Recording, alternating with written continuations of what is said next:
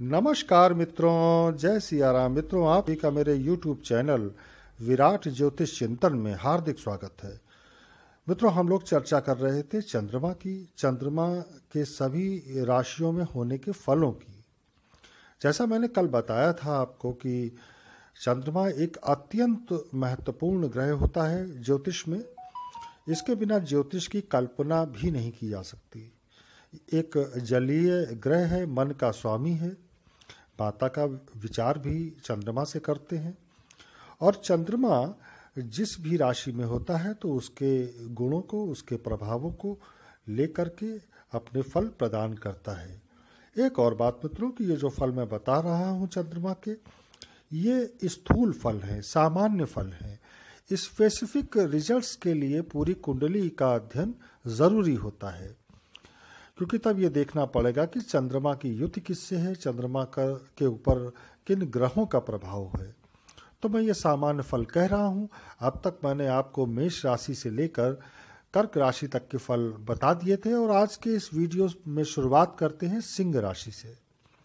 सिंह राशि यानी सूर्य की राशि। इस राशि में चंद्रमा मित्र राशि में होता है, परंतु ये अग्नि तत्व की राशि है। ऐसे में सूर्य के अति निकट होने पर तो बहुत अच्छे फल नहीं दे पाएगा, लेकिन यदि सूर्य से दूर हुआ चंद्रमा और सूर्य की प्लेसमेंट अच्छी हुई तो निश्चित रूप से बहुत अच्छे फल प्राप्त होंगे। सिंह एक स्थिर राशि है, इसलिए जातक के स्वभाव में स्थिरता देखी जाती है। उसमें मेष जैसी जल्दबाजी नहीं होती, बल्कि जातक सोच विचार कर निर्णय लेने में सक्षम होता है। उसमें थोड़ा जिद्दीपन, क्रोध भी होता है। वह दुराग्रही और स्वतंत्र प्रवृत्ति का होता है। अत्यंत निडर, साहसी और स्वाभिमानी होता है। ऐसे व्यक्तियों से जबरदस्ती अपनी बात मनवाना बहुत मुश्किल होता है। जातक का मुखमंडल बड़ा, चौड़ी छाती, बड़े गाल, मजबूत हड्डियां और राजसी व्यक्तित्व होता है। ये लोग पेट के रोगी हो सकते हैं तथा दांतों में भी विकार संभव है अगर सूर्य की प्लेसमेंट अच्छी न हुई तो। ये बड़े ही कर्तव्य परायण होते हैं, अपनी ड्यूटी को सही ढंग से निभाते हैं।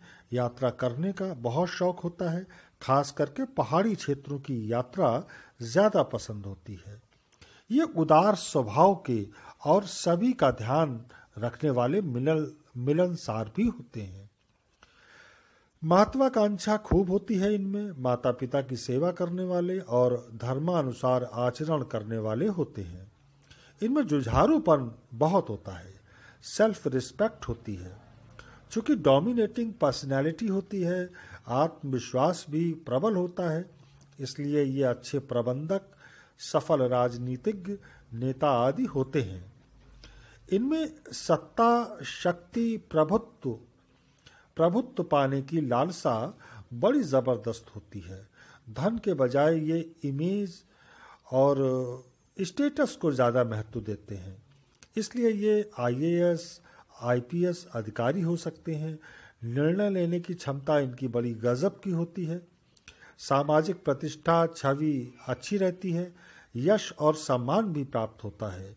राज कृपा प्राप्त होती है। प्रायः ये सरकारी सेवा में कार्यरत होते हैं। और अब बात करते हैं कन्या राशि की। कन्या राशि बुध की राशि होती है, दुस्वभाव राशि है और पृथ्वी तत्व है इसका। चंद्रमा इस राशि में बुध के गुणों से प्रभावित होता है। ये जातक आकर्षक व्यक्तित्व के धनी, वाक्पटु और मृदुभाषी, ईमानदार, विश्वसनीय और सैद्धांतिक स्वभाव के होते हैं।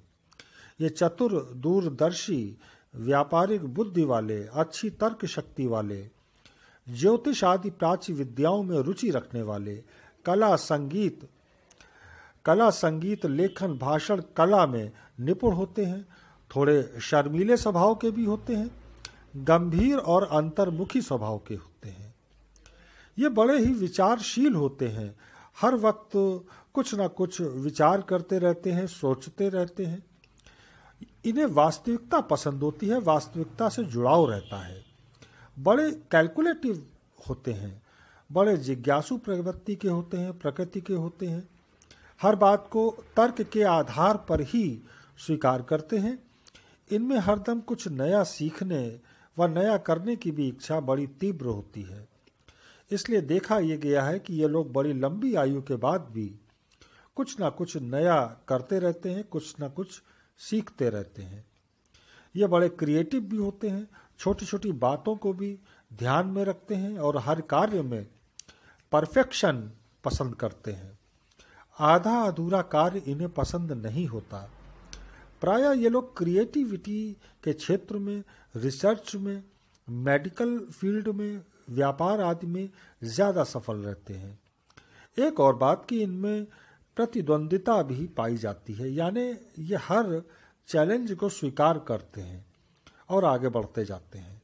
यदि बुद्धि की स्थिति अच्छी है तो व्यक्ति बैंकिंग फील्ड में और टीचिंग फील्ड में, आईटी सेक्टर में भी सफल होता है। लिखने पढ़ने में, साहित्य में, बुद्धि से जुड़े क्षेत्रों में, सेल्स में, वकालत में भी ये बहुत सफल होते हैं। चंद्रमा और बुध अच्छे न हुए तो फिर ये अनिर्णय की स्थिति के शिकार हो जाते हैं, भ्रम और दुविधा की स्थिति के शिकार हो जाते हैं और तब इनकी स्मरण शक्ति भी अच्छी नहीं रहती, वीक हो जाती है।